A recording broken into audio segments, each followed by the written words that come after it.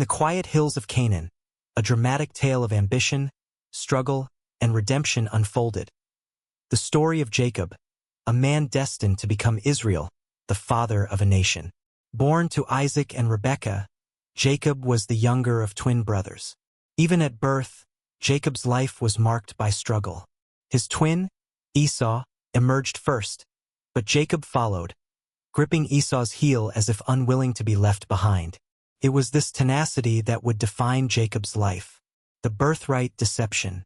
Esau, a rugged outdoorsman, was favored by their father, Isaac, while Jacob, quieter and more reflective, found favor with their mother, Rebekah.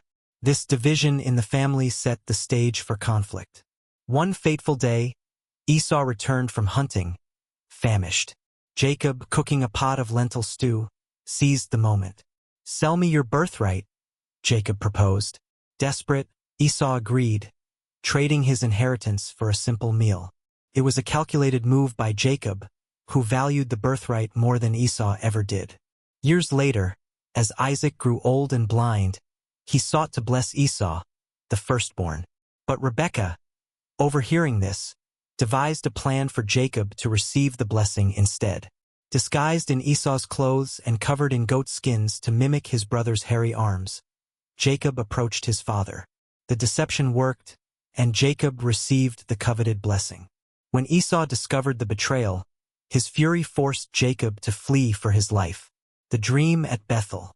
Alone and exiled, Jacob journeyed toward his uncle Laban's home in Haran. One night, he lay his head on a stone to rest. In his sleep, he dreamed of a ladder reaching to heaven, with angels ascending and descending on it. At the top stood God, who declared, "I am the Lord, the God of your father Abraham and the God of Isaac. I will give you and your descendants the land on which you are lying." When Jacob awoke, he was awestruck. He named the place Bethel, meaning house of God, and vowed to serve the Lord if he would protect and bless him. The trials of Haran. Jacob arrived in Haran and fell instantly in love with Rachel, his uncle Laban's younger daughter. Laban agreed to give Rachel in marriage if Jacob worked for him for 7 years.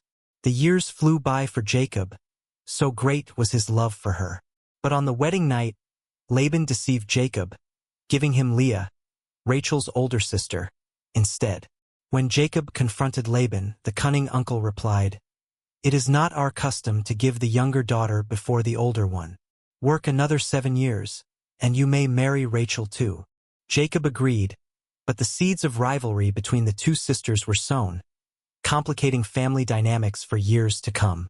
Over 2 decades, Jacob prospered in Haran. Though Laban tried to cheat him multiple times, God blessed Jacob, making him wealthy with flocks, herds, and children.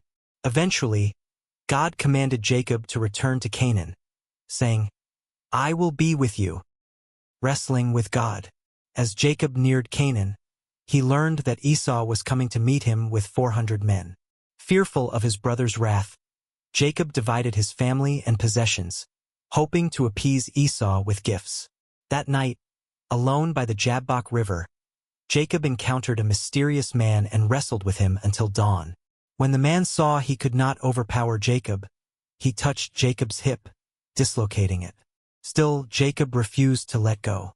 "I will not let you go unless you bless me," he said. The man replied, "Your name will no longer be Jacob, but Israel, because you have struggled with God and with humans and have overcome." This encounter transformed Jacob. He limped away, both wounded and blessed, carrying a new identity as a man who had wrestled with God and prevailed. Reconciliation and legacy. The next day, Jacob approached Esau with humility and fear. To his surprise, Esau embraced him, forgiving the past. Their reconciliation marked a turning point, showing that even broken relationships can be mended. Jacob settled in Canaan, but his family life remained tumultuous. His sons were divided, with jealousy brewing among them, especially toward Joseph, his favorite. Yet through Jacob's lineage came the 12 tribes of Israel, fulfilling God's promise to Abraham and Isaac. The end of Jacob's journey.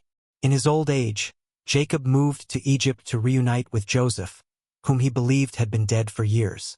There, surrounded by his children and grandchildren. He blessed each of his sons, prophesying their futures. Before his death, he made them promise to bury him in Canaan, in the cave of Machpelah, where Abraham and Isaac rested. Jacob's life was a tapestry of struggle, faith, and divine intervention. He began as a deceiver, but God transformed him into a patriarch of faith. His story teaches us that no matter how flawed we are, God's grace can shape us into instruments of his plan. Jacob's legacy as Israel reminds us that God's promises are steadfast, even through life's trials and imperfections.